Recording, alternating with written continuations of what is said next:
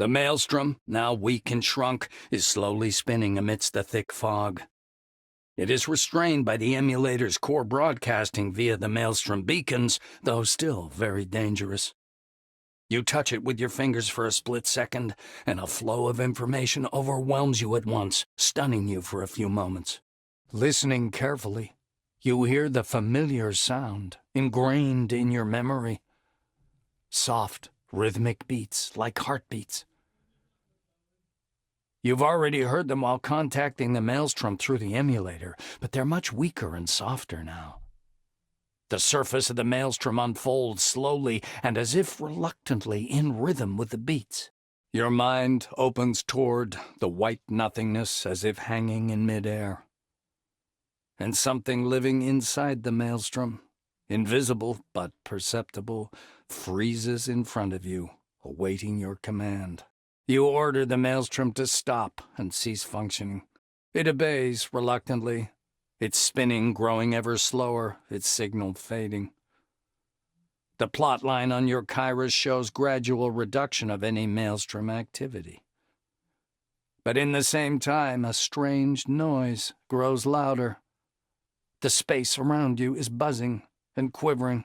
The world before your eyes is turning into a white nothing.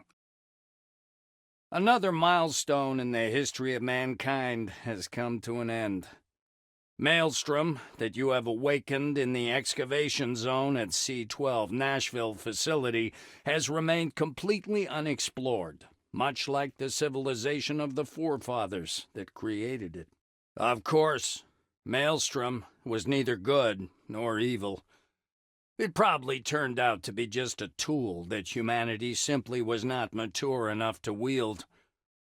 Perhaps it was a communication interface that tried to unite the minds of all the people under the dome. Or a security system that warned us against getting into contact with something unknown and dangerous.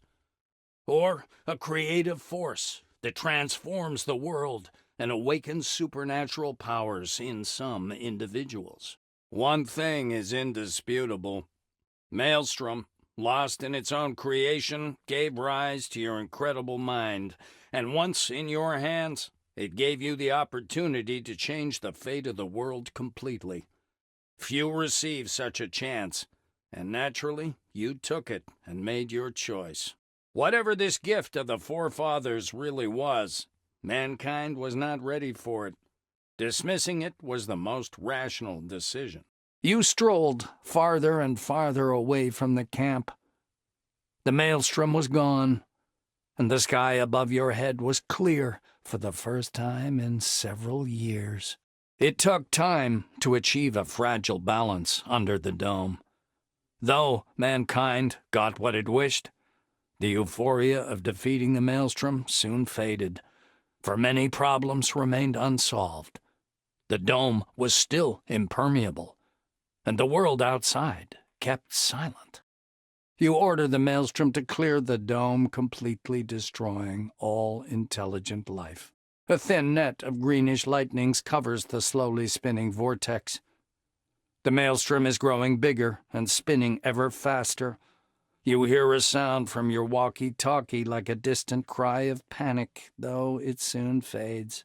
The world before your eyes starts quivering. The maelstrom explodes, dropping you into the white nothingness with a powerful push. Maelstrom had revealed the worst vices of the human race, and the termination of humanity's existence under the dome was the most rational decision. After the dome clearing program was activated, the place appeared to you in an entirely new, unfamiliar form. Its landscape changed entirely. Huge buildings of unknown purpose emerging from the sand. Maybe mankind should have seen the dome in that state. Maybe the maelstrom was just a system error. Or a restart button?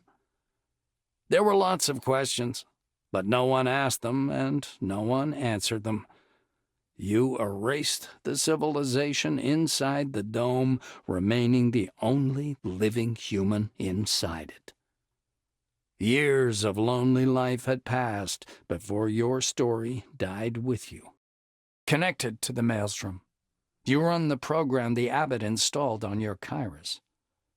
Though there are no preliminary tests, the initialization is fast and successful, and the maelstrom begins downloading the data from the device. Something changes subtly. Maybe the maelstrom is spinning faster now, or the little greenish lightnings are shimmering somewhat differently. You shake your head. Your ears are filled with a strange electronic-like gurgling sound growing ever louder. The maelstrom flashes before your eyes, blinding you. You step back, lose your foothold, and plummet down into the endless white nothingness. Your order given to the maelstrom turned it into the church's computing cluster. You saw the results of this decision quite soon. Extended to the entire dome, the maelstrom pulled thousands of people into the illusory world the Abbot and his henchmen had invented.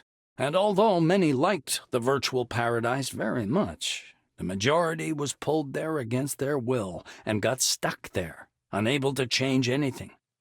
And you practically became a god. On the contrary, the real world's history didn't remember your name, mostly because the real world itself became a grim, quiet, slowly devastated place.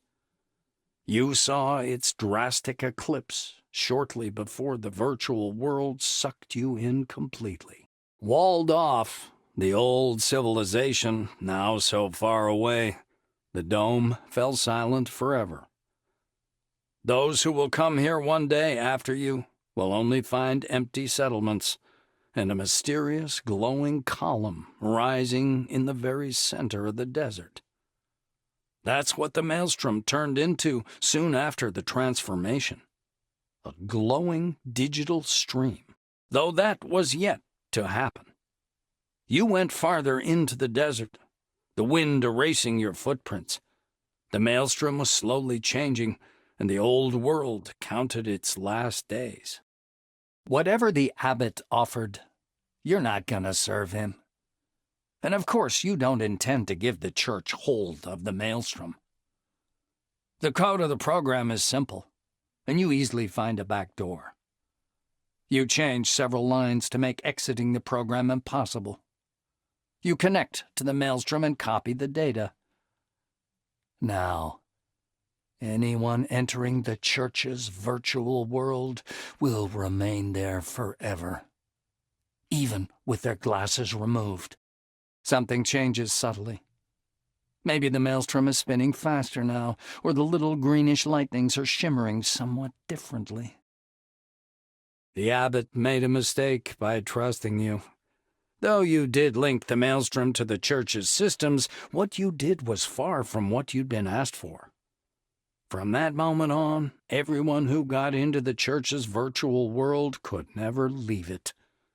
Zealots, isolated in their own universe, you protected the society from their corrupt influence.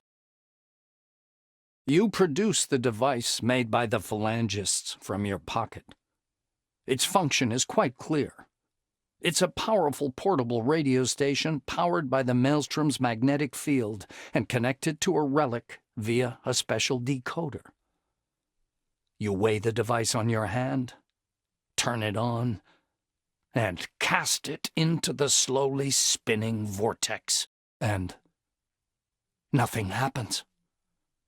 Only the greenish lightning seemed to flash more frequently, but it could easily be tricks of your imagination.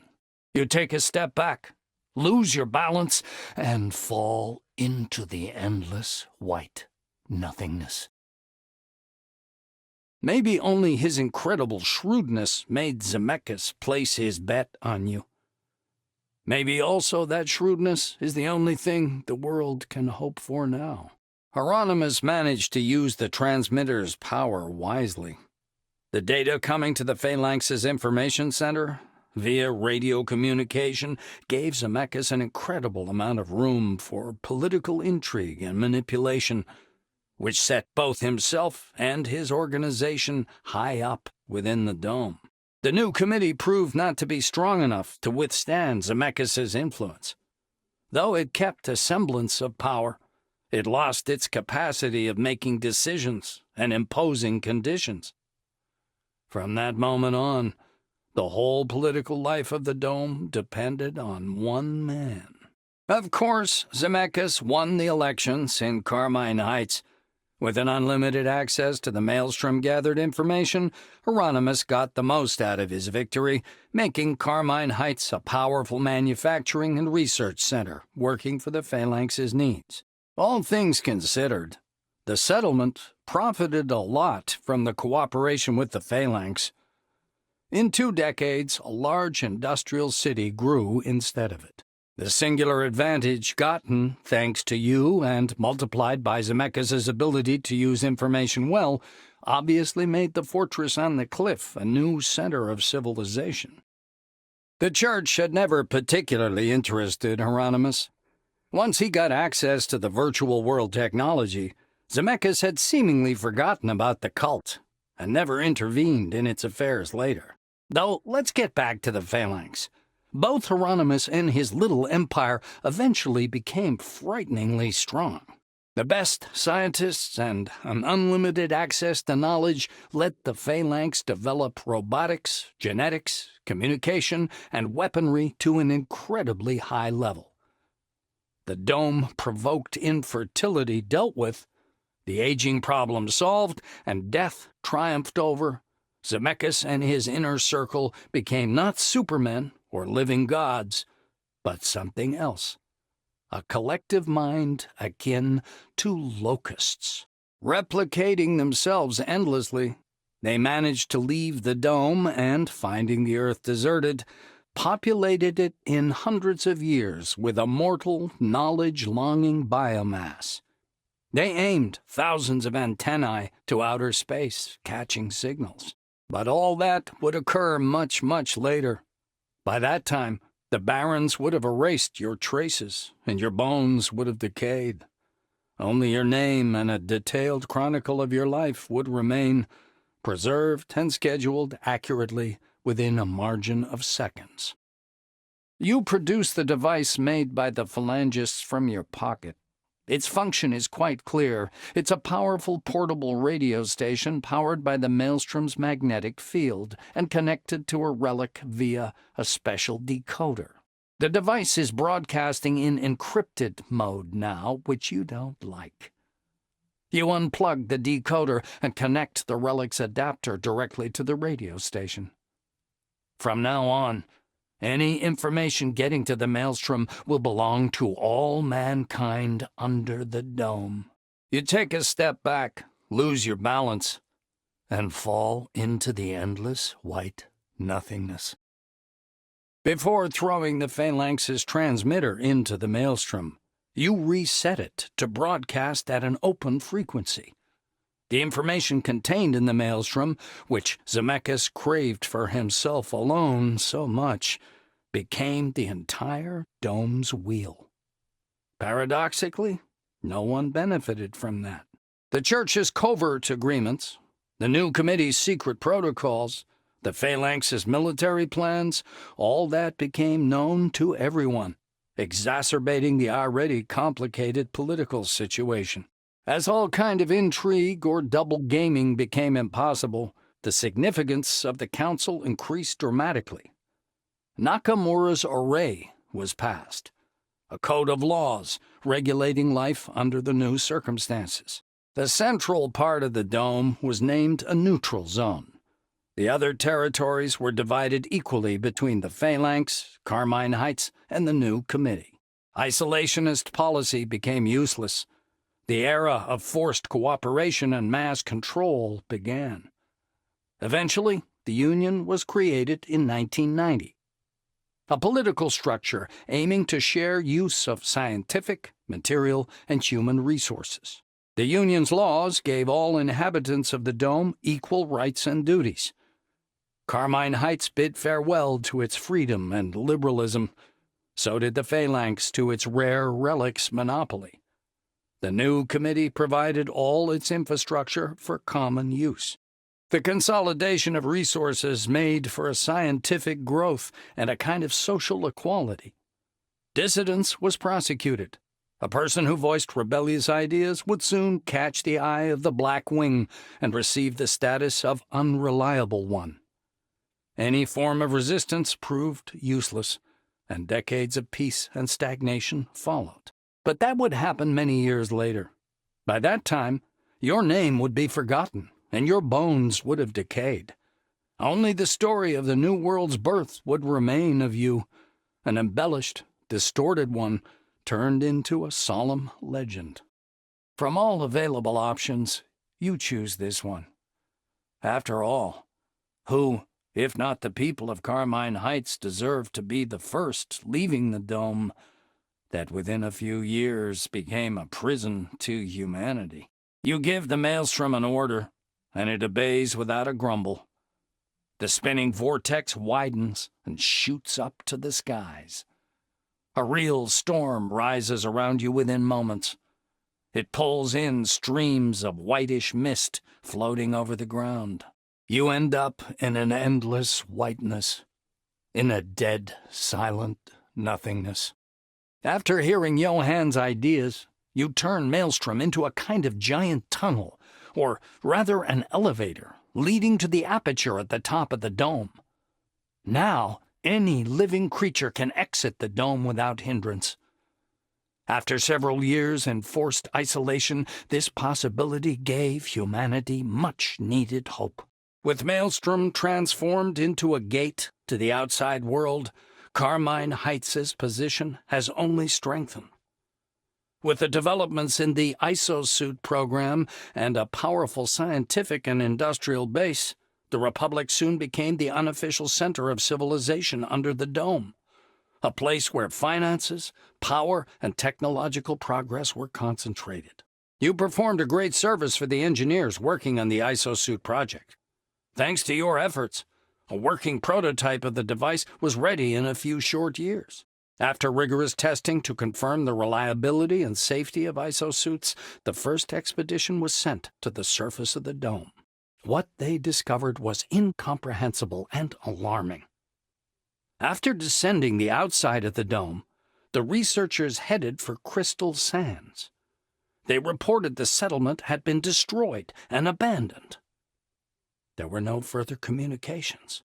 A haunting silence echoed throughout the dome. Humanity now knew that escaping the dome was not the end of their trials, but merely the beginning.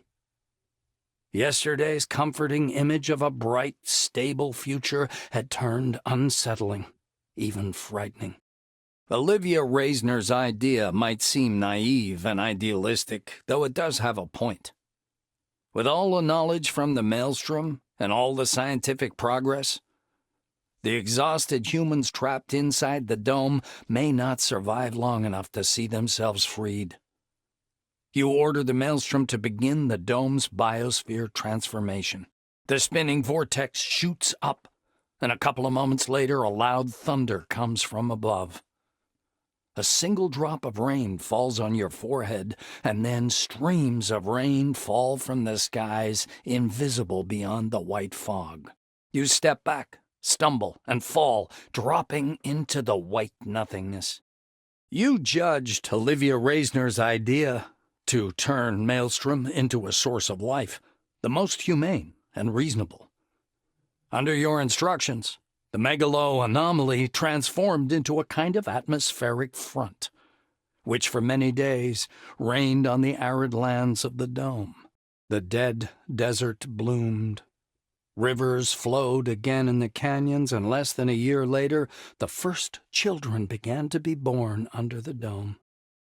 If the new maelstrom changed people's lives, it did not change their natures. With the threat of imminent destruction negated, old conflicts were renewed and intensified. Despite some upheaval and strife, the time after Maelstrom's transformation was unusually calm. Olivia's short-sightedness did not become apparent until early 2002, when the rapidly growing population of the dome faced the threat of hunger and other resource constraints, inevitable problems in such a confined territory. Observations of the dome's apex revealed another alarming dilemma.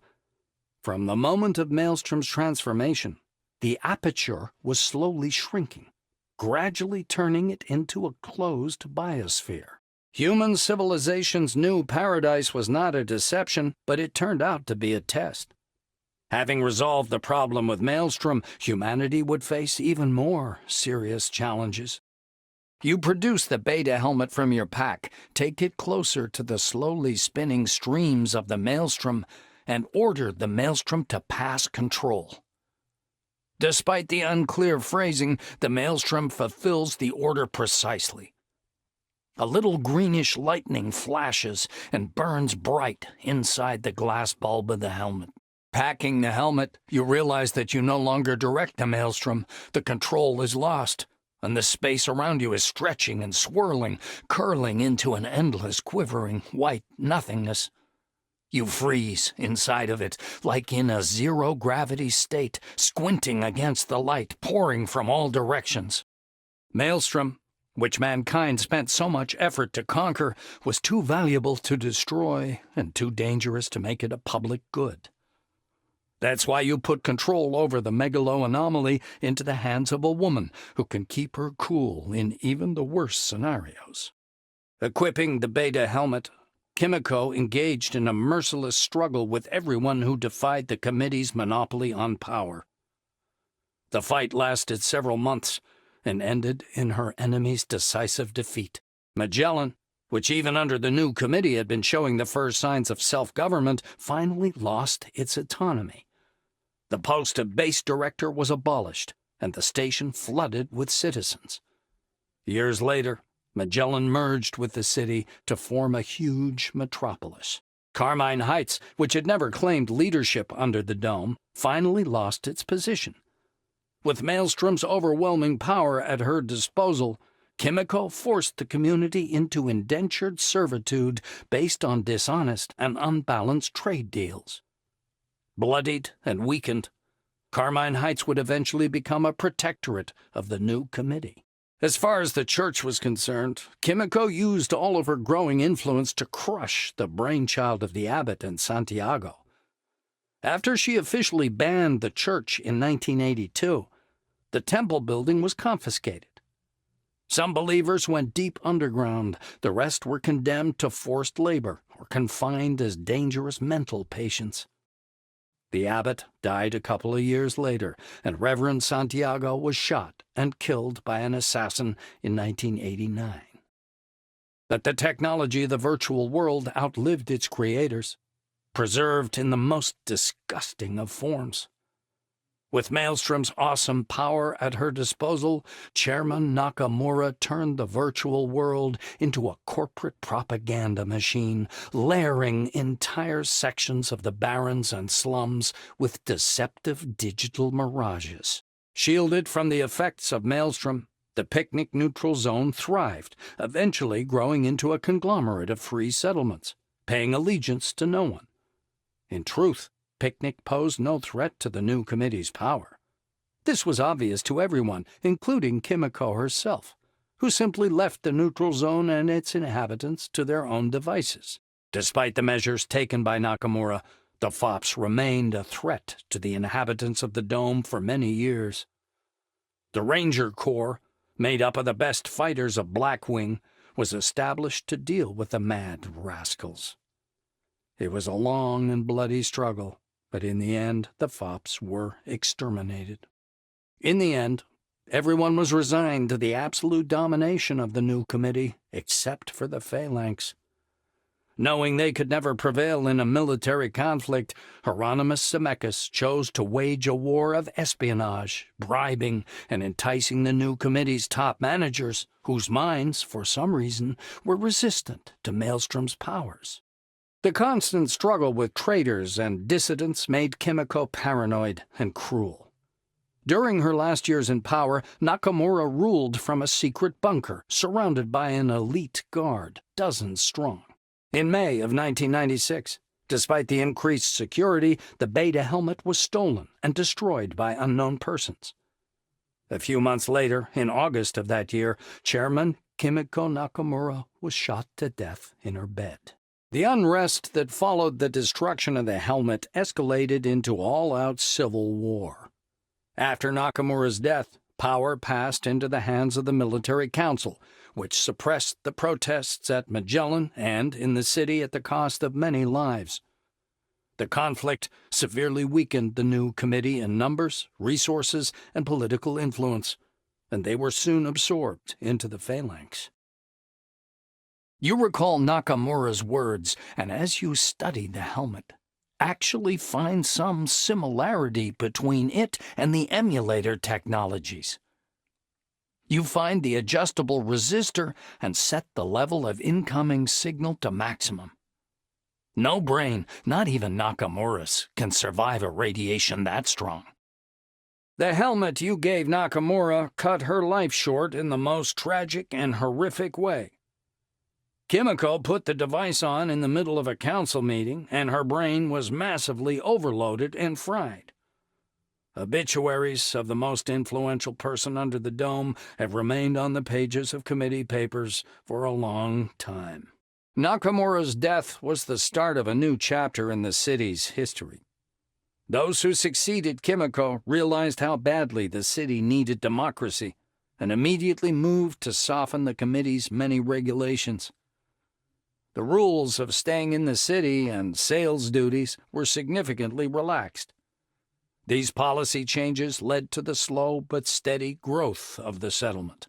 With the weakening of the new committee, Magellan weakened too. The regime remained the same, only the people became poorer and more miserable. Maybe Melville is right. Whoever gains control of the maelstrom will leave ordinary people disadvantaged anyway. Connected to the maelstrom, you order it to reduce its radiation level to non-lethal values, at the same time spreading to a larger section of the dome, thus widening the borders of neutral zones, such as picnic. The maelstrom's spinning grows faster. The mist above the ground shoots upward, enveloping you with a thick white fog.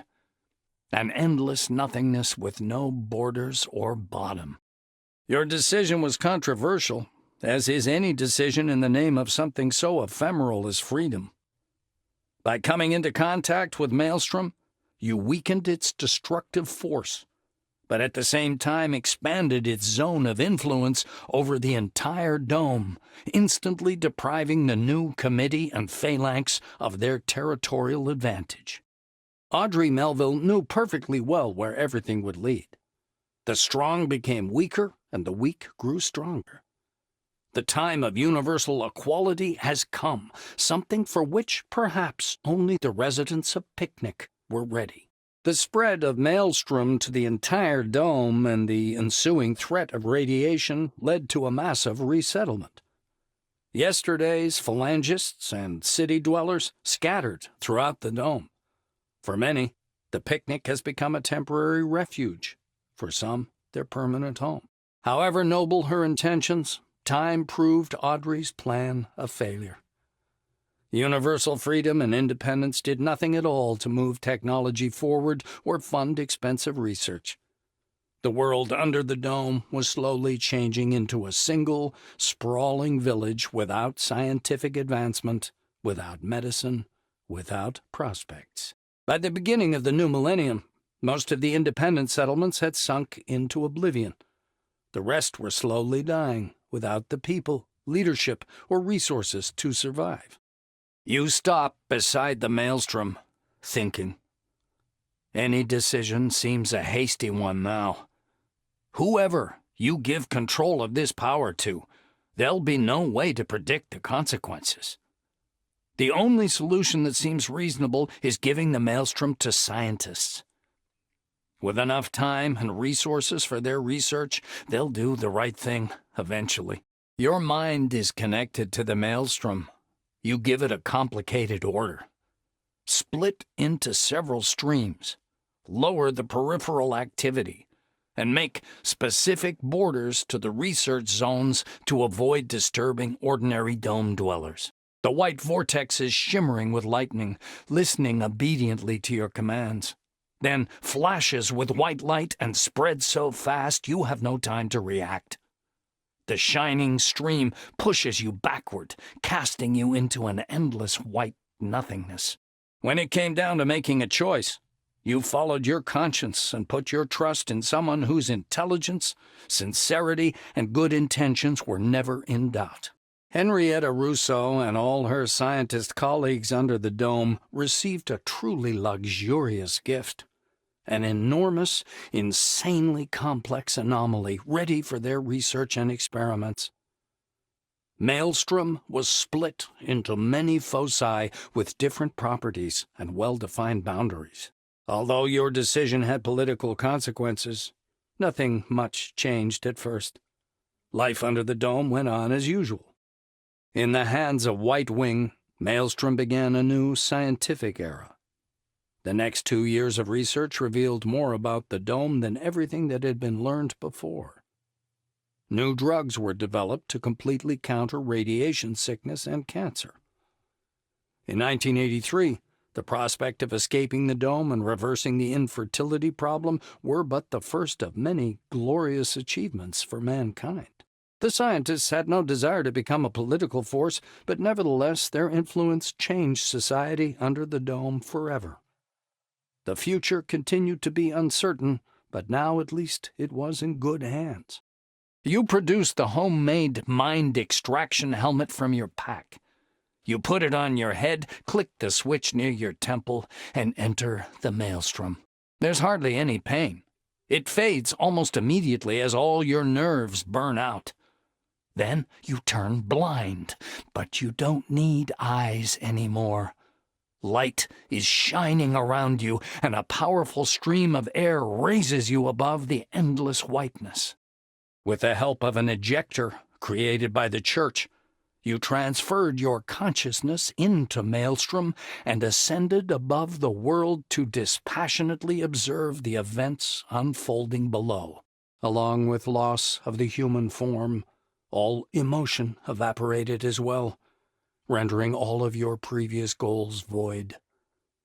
After lowering the radiation level, you hovered over the world, silently watching as life went on. But the tiny concerns of the survivors under the dome meant nothing to you now. Your mind strove beyond the yellow desert, flowing out of the dome like smoke, rising into the cool, ash-clouded atmosphere of the planet, where you could observe the empty Earth. You scanned everywhere for survivors, but in vain. Earth was still filled with life, a quadrillion living beings, but none of them possessed a human mind to relate the story of civilization's end. The dome from which everyone had strived to escape turned out not to be a prison. It was the ark that saved mankind from extinction. The world lay in ruins, and now its future, fragile and uncertain, depended on the last survivors, more than any of them imagined. You pull the bloodied head of the fop queen from your pack by its hair. For some reason, it doesn't look hopelessly dead. The iris hasn't begun to grow dim yet. As you press an eyeball between your thumb and index finger, you see the pupil still holding its shape. The fops are hardly physiologically different, but against all reason, Victoria is still alive. You wind her hair round your hand and sink the queen's head into the wildly spinning stream. Even with the maelstrom roaring, you hear an excited yell. As you pull Victoria's head back, you realize that she's laughing. Her mouth is opening soundlessly, but her laughter and her voice ring in your ears. The laughter fades only when you put Legrand's head back into your pack. As you walked away from the camp, none who remained knew that this was the end of everything. Victoria's severed head, filled with the power of Maelstrom, tumbled in your bag, and fops from all over the desert flocked to you, raising huge clouds of dust. The queen's head gave the crazed desert nomads incredible power. Whether this power was genuine or simply mass delusion is unknown. The important thing is the fops believed in it, and it worked.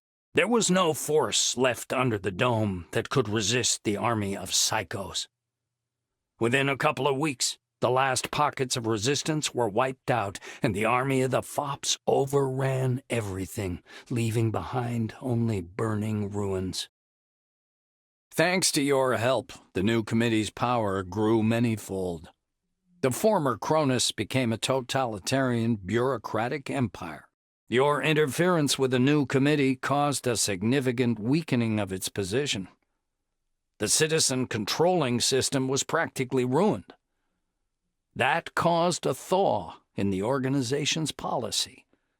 Even the increasing pressure from Nakamura did not stop the democratization process.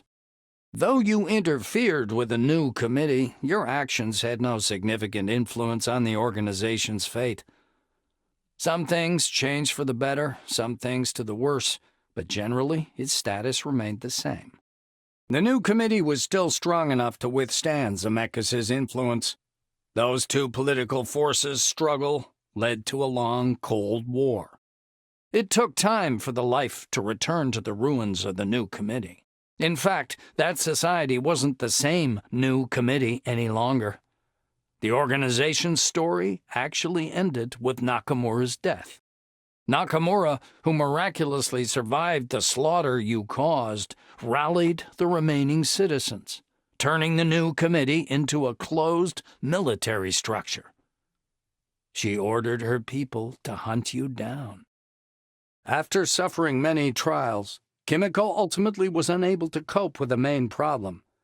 Power without competition or restrictions drove Nakamura into a political dead end, and the chairman had neither the skills nor the desire to change course.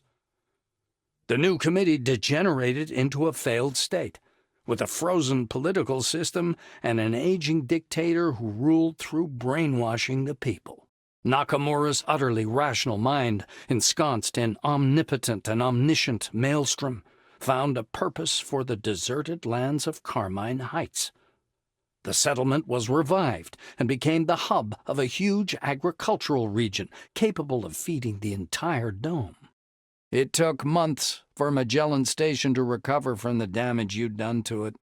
Martin Kingsley, the irreplaceable head of the station, continued on the same course.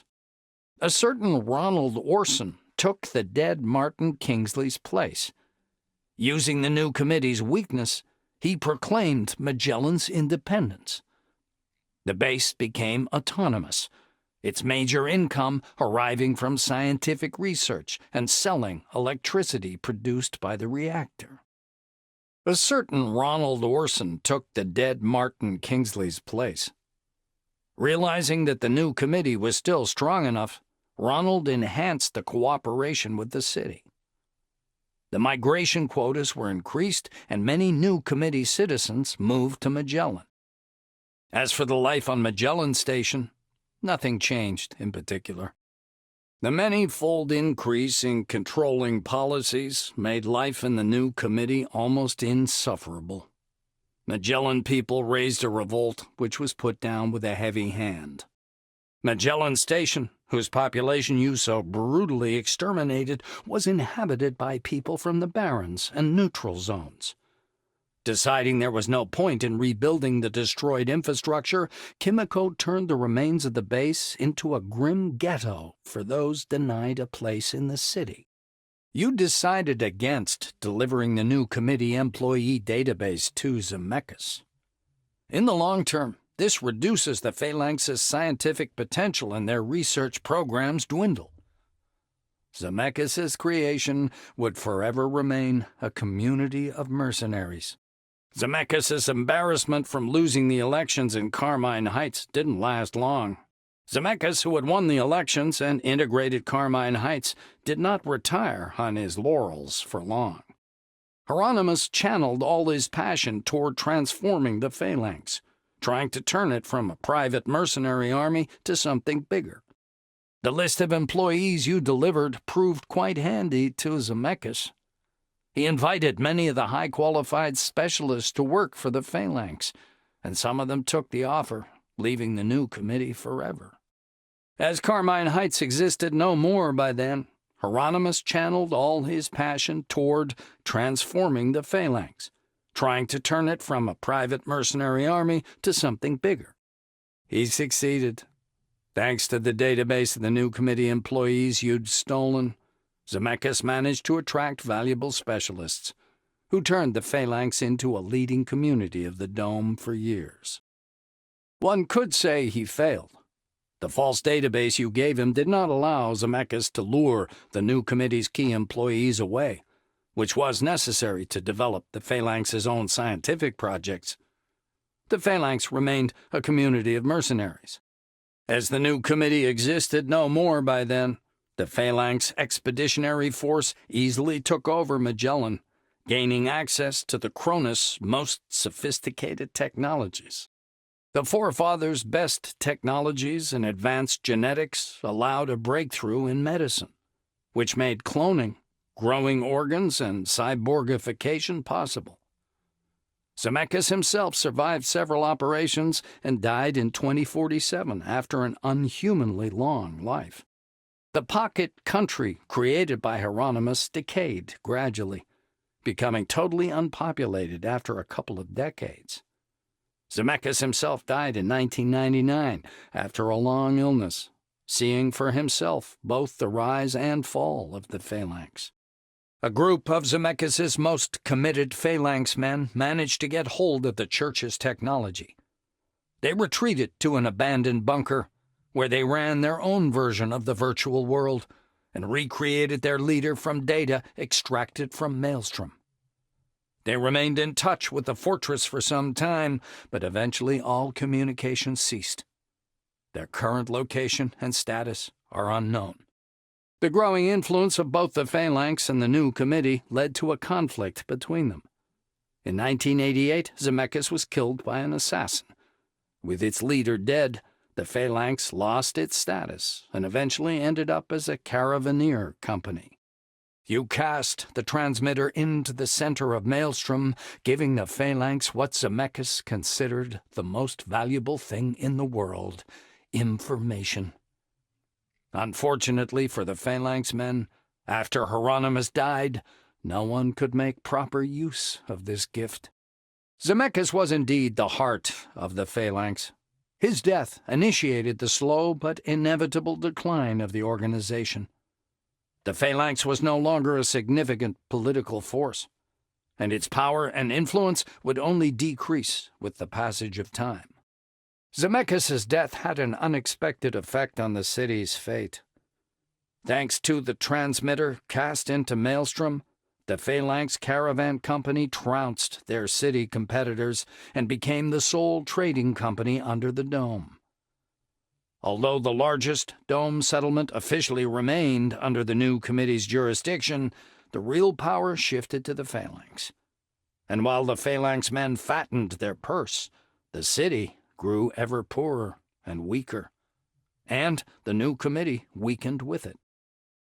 Although the Phalanx began trading information obtained from Maelstrom at full steam, this did not lead to prosperity.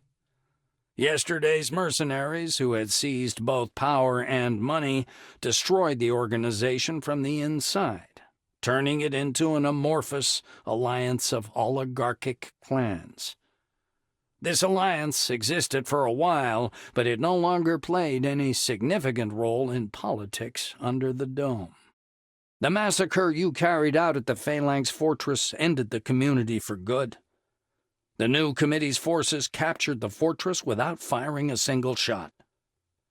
The takeover was the beginning of what would later be called the Southern Expansion.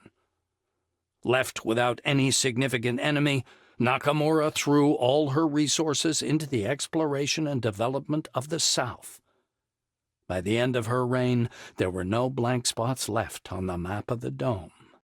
The Phalanx could never recover from the slaughter you'd brought there. The abandoned fortress on the cliff was taken by a gang of bandits first, then a wandering group of fops got it, and eventually it remained empty. It is still there, towering proudly over the desert, getting gradually destroyed by winds and time. Though, let's get back to the phalanx. Although people often overestimate the role of personality in history, it was the death of Hieronymus that brought civilization under the dome to a standstill. Eventually, Carmine Heights degraded and grew poor. Neither scientific developments nor the relatively stable food supplies saved the Republic from falling apart. The internal conflicts in the community were still there, and its development was too slow. Eventually, Carmine Heights degraded to the size of a small family farm. Olivia's reforms resulted in most scientists leaving the settlement. Johann Reisner's life work was ruined, though he never saw that. After separating with his wife, he began drinking and died of hepatic cirrhosis a couple of years later. Your help had a significant effect on the settlement, and the community learned its lesson. Peace among its members became the highest priority of its internal policy and eventually led to the creation of the local parliament. Carmine Heights came to its halcyon days, turning into the major agricultural settlement capable of feeding the entire dome. The course change saw many of the ambitious scientific projects closed, the ISO suit among them, though Johann never saw that happen. After separating with his wife, he began drinking and died of hepatic cirrhosis a couple of years later. The place formerly known as Carmine Heights was soon forgotten. Bandits took temporary refuge in the empty hab pods, but soon left, taking anything of value with them. Grass grew over the abandoned homes. Elections took place in Carmine Heights. The Reisners kept their position. Elections won, though barely, by Olivia Reisner took place in Carmine Heights. Her rise to power brought a significant course change. Funds for fundamental scientific projects were reduced, while the freed financial and human resources were used for infrastructure and agriculture development. Elections won by Hieronymus Zemeckis took place in Carmine Heights. Despite the displeasure of many citizens, the life in the settlement improved significantly. Losing its freedom, Carmine Heights received funds and supplies for their scientific research instead. Though Johann Reisner's death had little impact on political life in the settlement, it severely affected Carmine Heights' scientific potential and slowed progress for several years. The Carmine Heights election was canceled due to the untimely deaths of every listed candidate. The townsfolk held a meeting to form an interim government, which in time became permanent. Although Johann Reisner survived, he abandoned his role in politics and dedicated himself to scientific research. The Carmine Heights election came to a speedy conclusion. With her main rival dead, Olivia Reisner claimed the de facto victory. The phalanx decided not to field a new candidate or challenge the results. Having access to Maelstrom's trove of data, they simply let the settlement be. The elections in Carmine Heights ended ahead of schedule. Since the main rival was dead, a technical victory was awarded to the Reisner couple. The phalanx did not nominate a new candidate or dispute the result. After gaining access to all of Maelstrom's information, they simply left the settlement alone, believing that they could gain control over it at any time. Once in power, Olivia immediately took up active transformations. Funding for fundamental research projects was cut, and the freed-up material and human resources were directed to the development of infrastructure and agriculture. Olivia didn't mourn her husband for long. She soon remarried. The long-lasting, simmering conflict which had been ruining the marriage of Johann and Olivia gradually faded.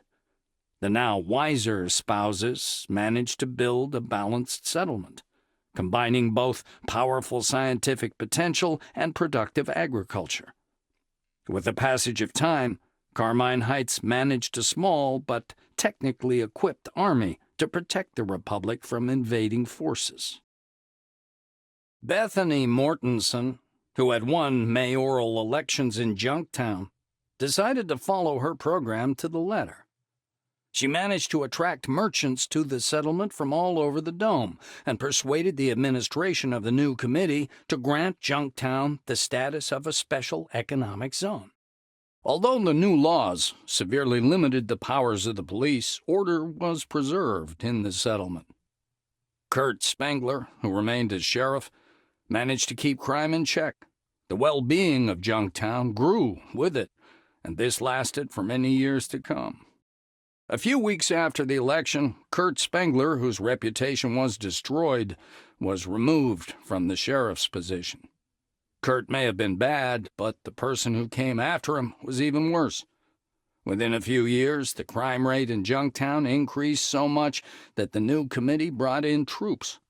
Independent history of the settlement has come to an end. Now it is nothing more than an appendage of the city. After defeating the Maelstrom and wandering around the desert to your heart's content, you returned to Junktown and took the mayor's chair. As your rivals' reputations were destroyed, both Kurt and Bethany soon left the settlement. The bar, which was the center of business activity in Junktown, ceased to exist, and after the general impoverishment, the settlement was swept over by a wave of crime, which you weren't capable of dealing with. Junktown soon ceased to exist. After defeating the Maelstrom and wandering around the desert to your heart's content, you returned to Junktown and took the mayor's chair. With the help of Kurt, you managed to deal with the growing crime, though you faced economic problems. After Bethany left the settlement, her bar was closed down, and the outflow of merchants from Junktown soon began. The population continued to become more and more impoverished, and there was nothing you could do about it. After defeating the Maelstrom and wandering around the desert to your heart's content, you returned to Junktown and took the mayor's chair. Upon improving your relationship with Bethany, you took on a course to build a thriving capitalist community. Since Spengler, who lost his position as sheriff, left the settlement, you also had to take on the fight against crime. But you did not achieve much success. Junktown remained to be a rather dangerous place. Your dirty victory in the mayoral elections in Junktown turned out to be meaningless. For obvious reasons, you could not take office, and the reputation of your rivals was so soiled that both of them were forced to leave the settlement. Without informal leaders, Junktown became impoverished and plunged into anarchy. The new committee administration annexed the settlement to the city. Although you won the mayor's elections in Junktown, you failed to become one for obvious reasons. And since the sheriff left the elections race, Bethany Mortensen was announced as technical winner and began to actively attract merchants and caravan companies to the settlement. For a while, her plan worked and everything went well, but this did not last long. Although you won the mayor's elections in Junktown, you failed to become one for obvious reasons. Considering that the reputation of Bethany Mortensen was destroyed, Kurt was announced as technical winner and immediately began to restore order in the settlement, turning out to be very successful in this matter. Although you won the mayor's elections in Junktown, you failed to become one for obvious reasons. In a sense, everything remained the same. Bethany and Kurt continued to fight for power, and the settlement just lived its old life. You returned to Junktown shortly after defeating Maelstrom, becoming a fully fledged, fairly elected mayor. You managed to resolve the conflict between Mortensen and Spengler, channeling their rivalry in a constructive direction. Bethany is still hosting guests at her bar, Kurt maintains order, and the settlement is thriving. The death of Kurt Spengler put an end to the political life of Junktown, and later to its history. The settlement was swept by a wave of crime, and after a few months the administration of the new committee annexed it, making it part of the city. The death of Bethany put an end to the history of Junktown. Spengler continued his fight against crime in the settlement, but there was nothing he could do about the economy, which collapsed shortly after the bar got closed and merchants were expelled to the city. Within a few years, Junktown became impoverished and depopulated. The once promising settlement has turned into a dying slum. The death of both Bethany Mortensen and Kurt Spengler upended the history of Junktown. The settlement's economic downfall was swift, and uncontrolled crime drove most of its citizens away in search of a better life. Impoverished and desolated, Junktown became a seminary of dirt bags. In 1984, one of the caravan companies, tired of bandits ruling the roads, hired mercenaries to purge Junktown. The criminals and gangs were exterminated, and the ruined settlement burned to cinders. After Kurt Spengler became mayor of Junktown, the settlement started to change. Construction of the long-promised wall began. The number of police officers increased, and life in the inhospitable slums became a little safer and quieter, albeit poorer than before. Bethany Mortensen deserves some credit, as even after losing the election, she did not give up her idea of turning Junktown into a free economic zone. And although her idea did not succeed to the end, it was thanks to Bethany that the settlement did not slide into absolute poverty and lasted for many years, eventually becoming part of the city. However, business in Junktown soon began to decline after Bethany's bar ceased to exist. Having lost their favorite meeting place, merchants began to leave Junktown, and the taxes raised by Spengler only accelerated the already irreversible process. Within a few years, Junktown became impoverished and depopulated. The once promising settlement has turned into a dying slum. The church met its end quietly and ingloriously. The cult never recovered from the damage you inflicted. After sitting empty for a time, the temple was converted to offices for Silverwing. Your both covert and open sabotage of the church's activity undermined its attitudes dramatically. Many followers whose faith wasn't strong enough left it. The organization, whose popularity had been fueled with regular donations and its leader's charisma, decayed slowly during several years, until it stopped existing completely in 1989.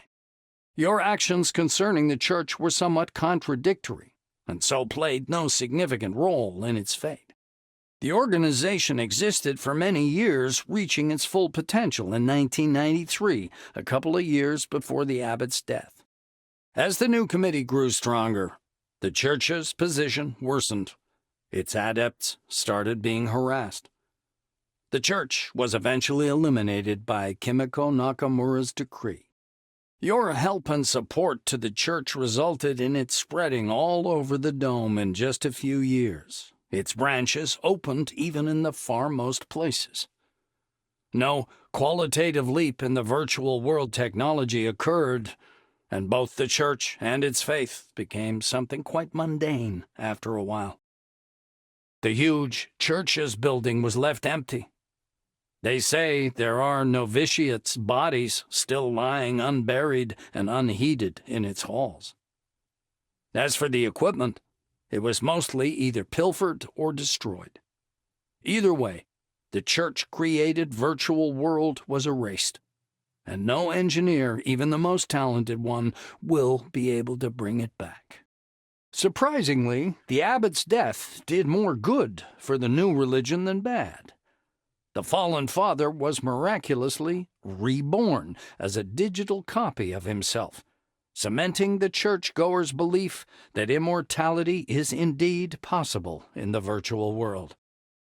The destruction of the picnic neutral zone was the beginning of the end for every neutral zone under the dome.